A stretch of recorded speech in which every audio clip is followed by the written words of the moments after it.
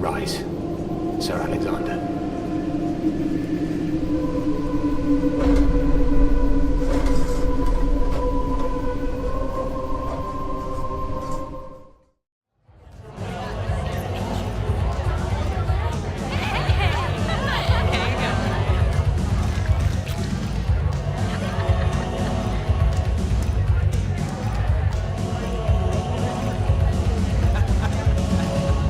Spike.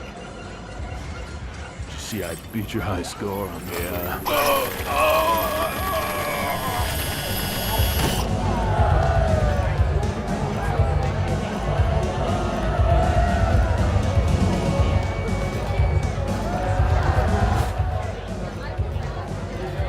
Yo, hey, get the douchebags.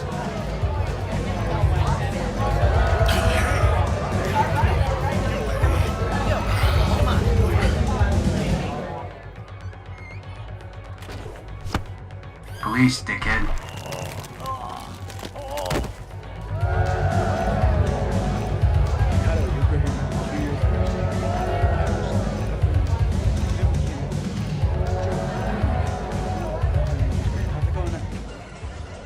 Joe's here. What do you want me to do? Take care of him.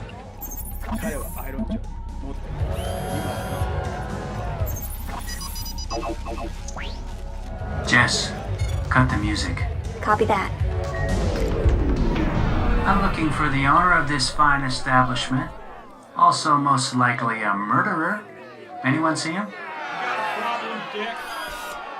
Okay, here's how this is gonna go. This looks promising.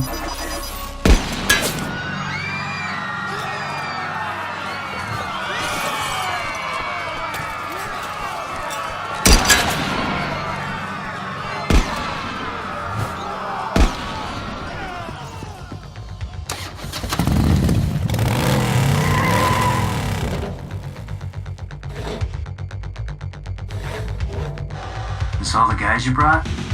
Come on.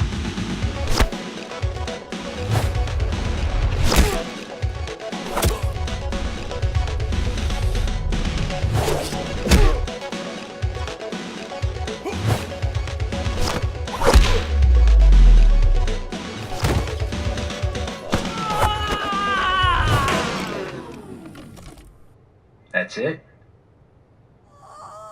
Well, that's not fair.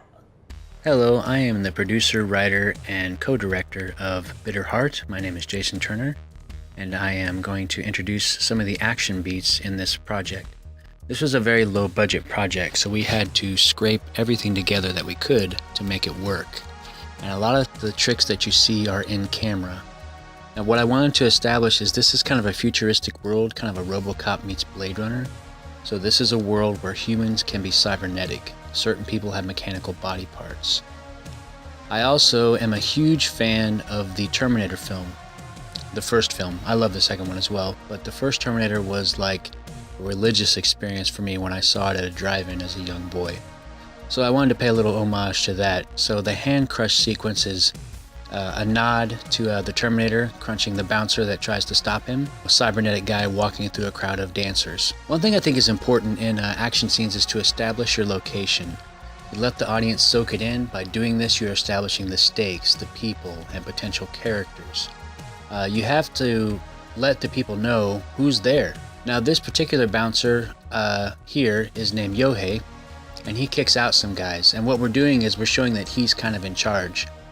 He's told by one of the other bouncers to, get these two goons with the glow sticks out of there. So it's established that he might be a tough guy. The part where the detective walks in, he scans them, and he looks at the two bouncers. He sees one who has a threat level of 95%, and another one that has a threat level of 70%.